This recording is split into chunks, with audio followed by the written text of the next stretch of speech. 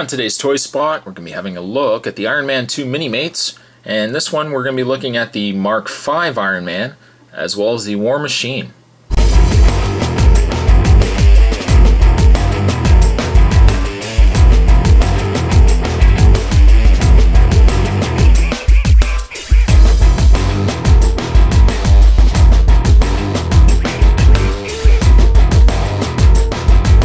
If you've seen my review of the Iron Man Minimates where I did the Mark IV and the Whiplash, I commented in the video that it was a bit of a strange pairing to put the Mark IV and the Whiplash together, and that it probably made more sense to put the Mark V with Whiplash. I probably will have the same thing to say with this review. Without even opening this, I can tell you it probably would have made more sense to put the Mark IV, or even just omit the Mark IV altogether and put a Mark VI Iron Man, and do a Mark VI in Warmachine, and keep the Mark V with the first appearance Whiplash.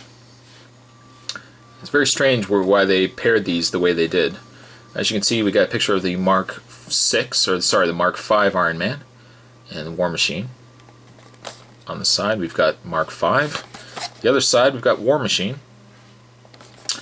The one thing I forgot to do when I did the original package, I forgot to do the read-up. And the read-up of Mark V says the ultimate solution to the Iron Man's armor bulky assembly process, Tony Stark's Mark V armor not only gives the red and silver Centurion a new look, it also collapses to a suitcase size for effortless mobility. And Warmachine, created for James Rhodes by the reverse engineering Tony Stark's Iron Man, the Warmachine armor differs from its predecessor not only in color but also possesses more destructible weapons and raw firepower. The other figures in the wave, we've got Mark V Iron Man, we've got Pepper Potts, Happy Hogan, we've got Iron Man, Mark IV, we've got the Warmachine, we've got a drone, and we've got first appearance Whiplash. So that's packaging on the two Minimates. What we'll do is we'll get these guys opened up and we will have a look at both the Mark V and the Warmachine. Stay tuned, guys, so much more to come. And now that they're out of the package, let's have a look at both the Mark V and the Warmachine. We'll look at the Warmachine first, just because he is so large. He is actually quite a large Minimate. They've made use of the additional top torso chest piece they've applied over the standard Minimate body, which certainly comes in handy for somebody as large as Warmachine here. They've also installed additional arm pieces, giving him a much larger arm. Also, unfortunately, a bit of a longer arm too. It's almost too large, I think, in size. But certainly he is packed to the rim with firepower. And speaking of packed to the rim, he also does come with two accessories, one being his shoulder-mounted cannon, his minigun, I guess. Just snap that into place, snap it into place. I'll make sure I got the right, well, they are the same peg. Should be able to snap it right in here.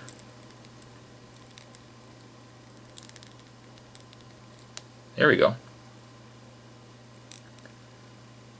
And he also does come with a very small set of missiles. And I knew it. I put it on the wrong way.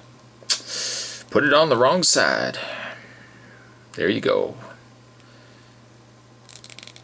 Boy, that went a lot easier. Maybe if I had actually just tried it. And he also does come with his shoulder mountable missiles. You have to be a little careful when putting on such small accessories. Usually small accessories, they got little tiny pegs that are, if you're not careful, could break right off. But just like that, we've got Warmachine with his shoulder mountable missiles and also his minigun. And he looks very, very cool. Very, very cool. Warmachine does also come with alternate hands. But again, I don't know, just for the fact he's wearing armor, I probably would think it make no sense to have him with human hands.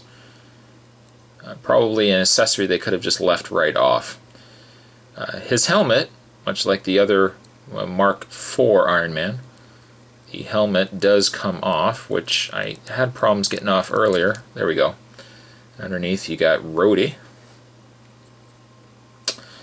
And much like the Mark IV as well, they give you an alternate helmet where you can have it opened and showing Rhodey's face. So if you wanted to recreate, well, you wouldn't quite recreate it because you wouldn't have the Mark VI, but if you had the Mark IV, you could have the Mark IV and Warmachine standing next to each other with their open helmets. But very, very cool. I probably wouldn't display the Minimate with the open helmet. I like the fact he's got the closed helmet. But I love the metallic coloring on him. He is a great looking Minimate. Unfortunately, he's a little loose in the one arm, but something I could easily overlook because at the end of all of it, he's still a really nice Minimate. So there we have Warmachine. Will he stand? Probably not. We'll just lay him down. And let's have a look at the Mark V. One thing I like about the Mark V is that it only uses the additional chest piece right around the shoulder area.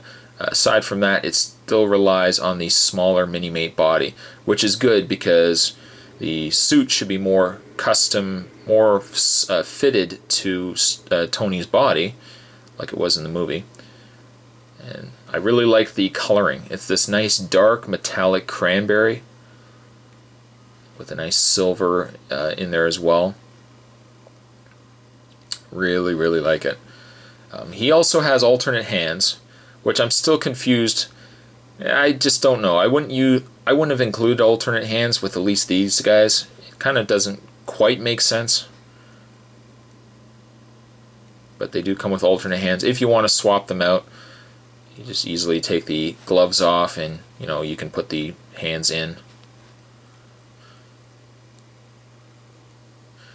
And much like the other Mark IV Iron Man and also Warmachine, you can take the Mark VI helmet off, or Mark V helmet off, and we've got a very angry, beaten Tony Stark. And we can put, he also does come with another toupee, much like the Mark IV did. And you can put it on, and there you have Tony without his helmet. He definitely looks like he's losing the battle, that's for sure. It does come. It looks to be the exact same toupee with the ears. It's no different than the Mark IV. But we'll just put the helmet back on. And as I was mentioning earlier, I'll bring him in right now. As I mentioned earlier, they really should have included, if I can get him around here, they really should have included this guy with the Mark V.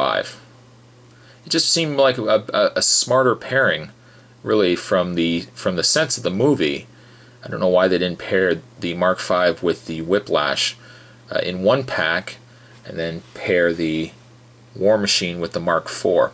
It just would have made more sense, but instead what they ended up doing is they swapped the figures, and I don't know, it just doesn't make much sense to me. But I love this figure. I really so far love all the Iron Man Minimates. The Warmachine here I'm going to give an 8 to. The Mark V I'm also going to give an 8 to. Great looking figures. If you're a fan of Iron Man, you're a fan of Minimates, this should be a no-brainer. These are great to pick up. You should be able to find them in most of your retail stores. But today's toy spot, we were looking at the Iron Man 2 Minimates featuring Warmachine and also the Mark V. And I hope you guys enjoyed it. Stay tuned for many more toy spots to come, and I'll see you guys next time.